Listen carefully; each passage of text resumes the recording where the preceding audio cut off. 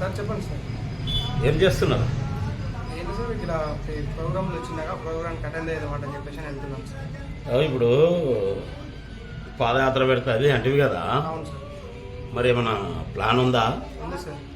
నారాయణపేట జిల్లా మొత్తం కమిటీలు అయిపోయినా? నూతన కమిటీలు ఉన్నాయి, కమిటీలు అయినాయి సార్. ఇంకా కమిటీలు వేయడానికి కూడా ఇంకా ఉన్నాయి సార్. నీకు ఎవరెవరు ఉన్నారు రైట్ హ్యాండ్ యాక్టివ్గా ఇప్పుడు? యాక్టివ్ అంటే మనకి ఇప్పుడు కురుబయ్య, అశోక్, గణేష్, ఇంకా రాములు, రాజు, వీళ్ళంతా ఇంకా చాలా ఉన్నారు సార్. నర్వమండల్ సైడ్ ఏమైనా దృష్టి పెడుతున్నారా? అవును సార్, పెడుతున్నాం అక్కడ కూడా. ఇప్పుడు మీరు నర్వ కొనాకైందని దాన్ని వదిలిచేస్తున్నారా ఇట్లా? ఏం లేదు సార్, ఏం లేదు సార్, అక్కడ కూడా నడుస్తుంది సార్.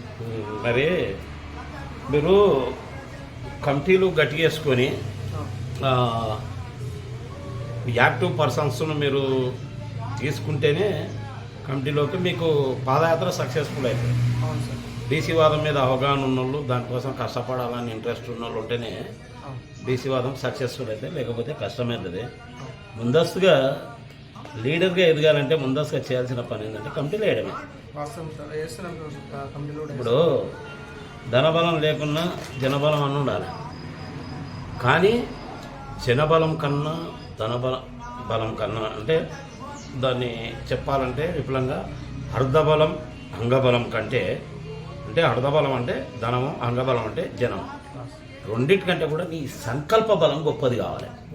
నీ సంకల్ప బలం గొప్పదైతే నీ ఇంకా అర్ధబలం వస్తుంది, జనబలం వస్తుంది. నీ సిద్ధాంతం బలమైనది ఉండాలి, నిజాయితీ ఉండాలి. నీవు చేసే పనిలో నిజాయితీ ఉండాలి. ఈ రోజు కాకపోతే రేపు జనం నమ్ముతారు. బీసీ జాగృతి సేనకు జనం పట్టం కడతారు. ఇప్పుడు తెలంగాణ రాష్ట్రంలో నిజాయితీ గల బీసీ ఉద్యమ సంస్థ ఏదైతే ఉందో అది బీసీ జాగృతి సేన. షోప్ టాప్ చేసేది లేదు, అగ్రకుల పార్టీ నాయకులతోటి వత్తాసు వలికేది లేదు, వాళ్ళతో దోస్తాన్ చేసేది లేదు, వాళ్ళకు మెమోలు ఇచ్చే, వాళ్ళకు పూలదండలు కప్పేది లేదు, శాలువలు కప్పేది లేదు. అట్లానే అగ్రకులాలకు మనం వ్యతిరేకమో కాదు. అగ్రకులంలో ఉన్న పాలకులు బీసీ వ్యతిరేకులు ఎవరైతే ఉన్నారో వాళ్ళకే బీసీ జాగృతి సేన వ్యతిరేకం. కాబట్టి దీన్ని దృష్టిలో పెట్టుకొని అందరిని కలుపుకుపోతూ బీసీ కులాలతో పాటు ఎస్సీ ఎస్టీ మైనార్టీలను కూడా కలుపుకుపోతూ మీ నాయకత్వాన్ని నారాయణపేటలో పెంచుకోవాలి. నారాయణపేట జిల్లా ఈ రాష్ట్రానికి దిక్సూచి కావాలి. ఈ నారాయణపేట నికార్స్ అయిన వాళ్ళు 50 మంది తయారైన అనుకో, ఇక్కడ వాళ్ళు పనిచేస్తుంటే మహబూబ్నగర్ జిల్లా ఎంతో, మహబూబ్నగర్లో తయారు చేసుకుని మహబూబ్నగర్ జిల్లా సో బెటరు బాగానే ఉంది. మీరు ఇంకా మనకు కావాల్సింది ఏంటి, ఆదిలాబాద్ బాగా నడుస్తుంది, మంచిర్యాల బాగా నడుస్తుంది, అక్కడ నిర్మల్ జిల్లా బాగా నడుస్తుంది, అక్కడ బాగా ఉత్తర తెలంగాణ బాగుంది. ఉత్తర తెలంగాణకి వెళ్ళి మన బీసీ జాగృతి సేన తరపుకి వెళ్ళి మొన్న ధర్నాకారులు మంది వేరు ఢిల్లీ. కాకపోతే వాళ్ళకు అందుబాటులో మనం జెండాలు కండువలు అందియలేకపోయినాం వాళ్ళకు.